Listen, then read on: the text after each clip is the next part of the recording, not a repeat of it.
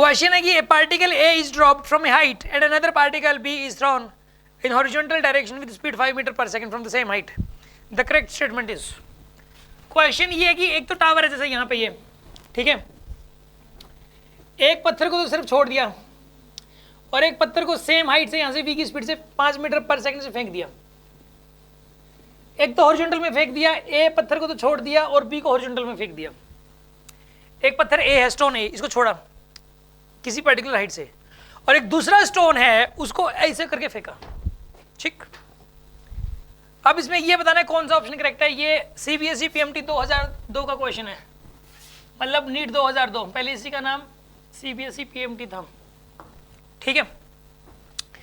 इसमें A option में है both particle reach the ground simultaneously, ये बिल्कुल सही है, इकट्ठे पहुंचेंगे, ये बात बिल्कुल सही है। रीजन, इसका रीजन का मैं कह रहा हूँ इकट्ठे पहुंचेंगे, क्यों? क्योंकि यार एक बात बताओ, इसकी वर्टिकल में वेलोसिटी क्या है? वर्टिकल में 0, इनिशियल वेलोसिटी क्या है वर्टिकल में? 0, और इसकी भी वर्टिकल में क्या है? 0। इसका एक्सेलरेशन कितना है? g, इसका भी कितना है? g। इसको वर्टिकल में जो डिस्टेंस ट्रैवल करनी है, इसको भी वर्टिकल में वही डिस्टेंस ट्रैवल करनी है, तो यही वजह है कि इकट्ठे पहुंचेंगे। यानी कि नीचे आने में कितना टाइम लगेगा, ये वाला टाइम कभी इस बात पे डिपेंड नहीं करता कि हॉरिजॉन्टल वेलोसिटी कितनी है। चाहे हॉरिजॉन्टल वेलोसिटी 5 हो तो भी उतना ही टाइम लगेगा, हॉरिजॉन्टल वेलोसिटी 50 हो तो भी उतना ही टाइम लगेगा, और हॉरिजॉन्टल वेलोसिटी से 500 हो तो भी उतना ही टाइम लगेगा, टाइम उतना ही लगेगा। क्योंकि सुनो, क्योंकि यार आप इस चीज पे जाओ, अगर कोई ये कहेगी ये डिस्टेंस h है, चलो यहां से यहां तक टाइम निकाल लो इसका, तो यहां से यहां तक टाइम निकालें ए पार्ट फॉर ए के लिए कैसे निकालोगे? S equal to U T plus half A T square, S की जगह पुट करोगे h, u की जगह वर्टिकल वेलोसिटी पुट करोगे 0, half acceleration g time t, यहां से निकल के आएगा टाइम, यहां से टाइम निकल के आएगा। इसके लिए अगर निकालना हो, कोई कहेगी इसके लिए टाइम निकालो जी,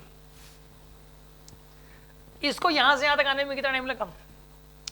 तो इसका तरीका क्या होता है? इसका तरीका ये होता है कि हम यहाँ पे लाइट सिस्टम लगाते हैं, हम यहाँ पे क्या लगाते हैं? यहाँ पे, और लाइट सिस्टम में क्या होता है, इसकी शेडो बनेगी यहाँ पे, जब ये बॉल यहाँ आएगी तो इसकी शेडो यहाँ बनेगी, जब ये बॉल यहाँ आएगी तो इसकी शेडो बनेगी यहाँ पे, बॉल यहाँ पे तो इसकी बनेगी शेडो यहाँ पे।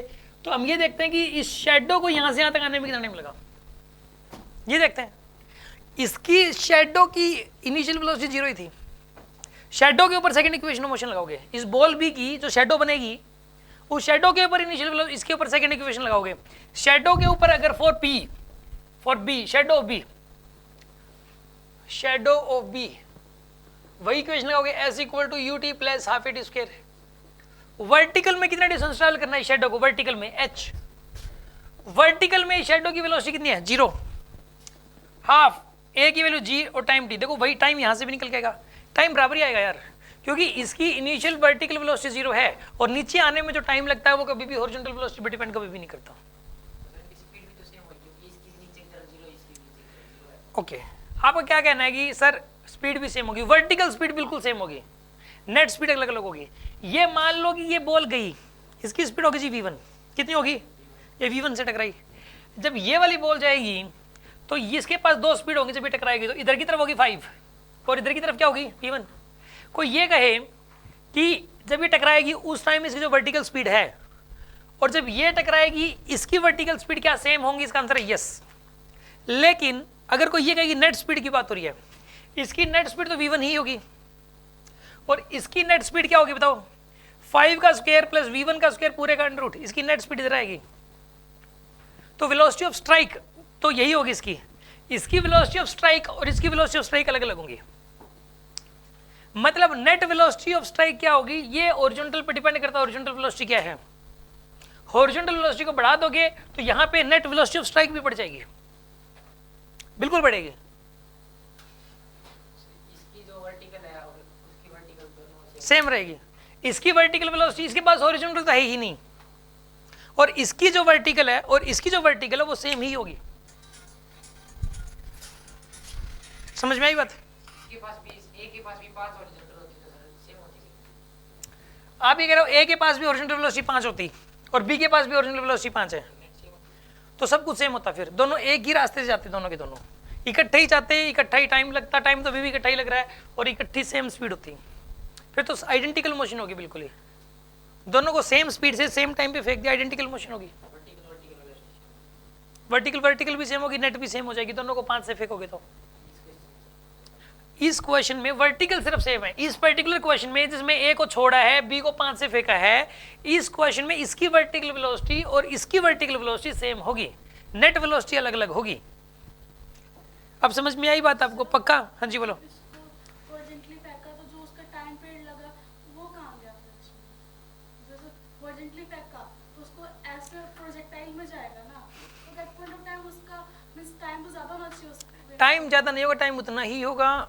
मतलब आप ये क्यों सोच रहे हो कि जो टाइम है वो अलग अलग, आप ये सोच रहे हो, सुनो सुनो, आप ये सोच रहे हो इसने तो छोटा रास्ता ट्रेवल किया, इसने लंबा रास्ता ट्रेवल किया, तो इसका टाइम ज़्यादा होना चाहिए, इसका टाइम कम होना चाहिए, यही सोच रहे हो।